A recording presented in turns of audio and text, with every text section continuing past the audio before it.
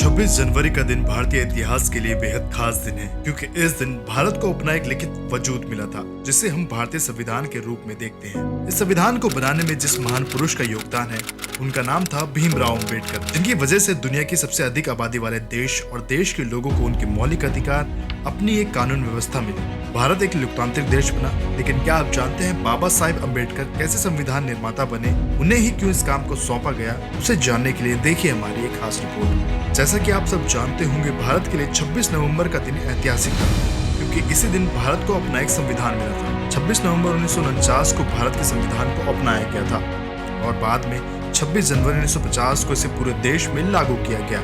बता दें कि संविधान सभा की 2 साल 11 महीने और 18 दिनों की कड़ी मेहनत और हजारों संशोधन से बनकर तैयार हुए भारतीय संविधान पर साल 1949 में 26 जनवरी के दिन ही सहमति हुई थी।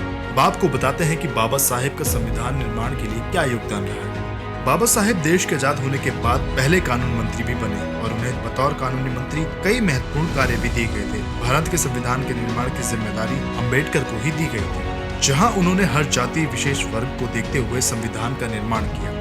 26 नवंबर 1949 को तत्कालीन राष्ट्रपति डॉक्टर राजेंद्र प्रसाद को देश का संविधान सौंप दिया गया और देश के समस्त नागरिकों को राष्ट्रीय एकता, अखंडता और व्यक्ति की गरिमा की जीवन पद्धति से भारतीय संस्कृति को अभिभूत किया। भारतीय संविधान को 2 वर्ष 11 महीने और 18 दिन के कठिन परिश्रम से तैयार किया गया।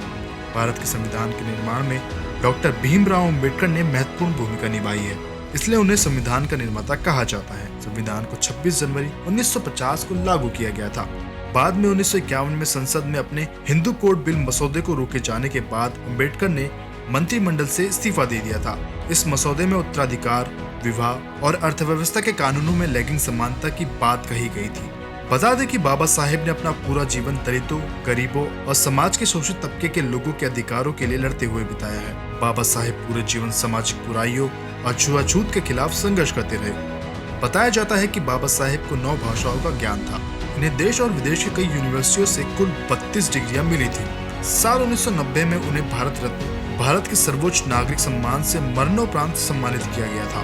बाबा साहेब अम्बेडकर को भारत रत्न कोलंबिया यूनिवर्सिटी की ओर से the greatest man of the world कहा गया। वहीं ऑक्सफोर्ड यूनिवर्सिटी से द यूनिवर्स मेकर कहा गया है। तो ये था बाबा साहेब का भारतीय संविधान के लिए महत्वपूर्ण योगदान और बाबा साहेब से जुड़ी कुछ रोचक बातें।